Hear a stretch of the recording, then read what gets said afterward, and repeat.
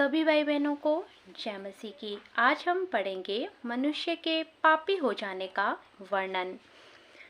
यहोवा परमेश्वर ने जितने वनैले पशु बनाए थे उन सब से सर्वधुत था। उसने स्त्री से कहा, क्या सच है कि परमेश्वर ने कहा तुम इस वाटिका के वृक्ष का फल ना खाना? स्त्री ने सर्प से कहा, इस वाटिका के वृक्षों के फल हम खा सकते हैं, पर जो वृक्ष वाटिका के बीच में है उनके फल के विषय में परमेश्वर ने कहा है कि यह ना तो तुम उनको खाना और ना ही उनको छूना, नहीं तो तुम मर जाओगे। तब सर्प ने स्त्री से कहा, तुम निश्चय ना मरोगे, वरन परमेश्वर आप जानता है कि जिस दिन तुम उसका फल खाओगे उसी दिन तुम्हारी आंखें खुल जाएगी और तुम भले बुरे का ज्ञान पाकर परमेश्वर के तुल्य हो जाओगे।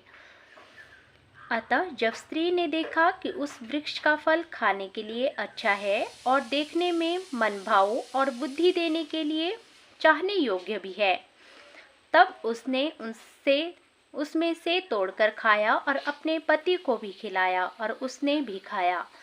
तब उन दोनों की आंखें खुल गई और उनको मालूम हुआ कि वे नंगे हैं, इसलिए उन्होंने अंजीर के पत्ते तो जोड़ जोड़ कर लंगोट बना लिए। तब यहोवा परमेश्वर जो दिन के ठंडे समय वाटिका में फिरता था का शब्द उनको सुनाई दिया।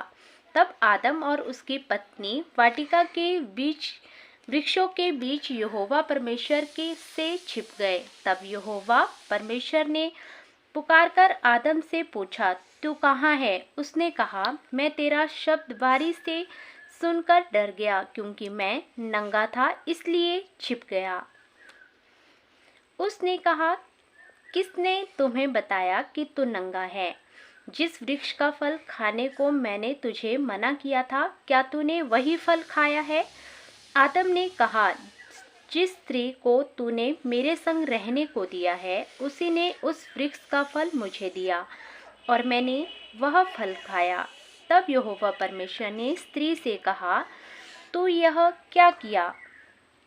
स्त्री ने कहा, सर्प ने मुझे बहका दिया, तब मैंने यह फल खाया है। परमेश्वर का न्याय। तब यहोवा परमेश्वर ने सर्प से कहा, तूने जो यह किया है इसलिए तू सब घरेलू पशुओं और सब वनैले पशुओं से अधिक शापित है। तू पेट के बल चला करेगा और जीवन भर मिट्टी चाटता रहेगा। और मैंने तेरे और इस स्त्री के बीच में और तेरे वंश और इसके वंश के बीच में वैर उत्पन्न करूंगा। वह तेरे सिर को कुचल डालेगा और तू उसकी एड़ी को डसेगा। फिर स्त्री ने उससे कहा, मैं तेरी पीड़ा और तेरे गर्भवती होने का दुख को बहुत बढ़ाऊंगा।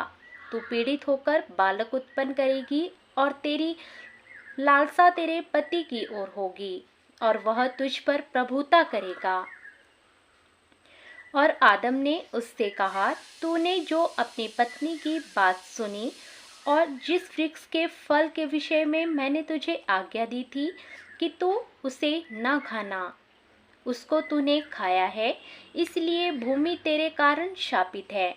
तू उसकी उपज जीवन भर दुख के साथ खाया करेगा और वह तेरे लिए कांटे और ऊंट कटारे उगाएगी और तू खेत की उपज खाएगा और अपने माथे के पसीने की रोटी खाया करेगा और अंत में मिट्टी में मिल जाएगा, क्योंकि तू उसी में से निकाला गया और तू मिट्टी तो है और मिट्टी में ही फिर मिल जाएगा। आदम ने अपनी पत्नी का नाम हव्वा रखा, क्योंकि जितने मनुष्य जीवित हैं उन सब की आदि माता वही है।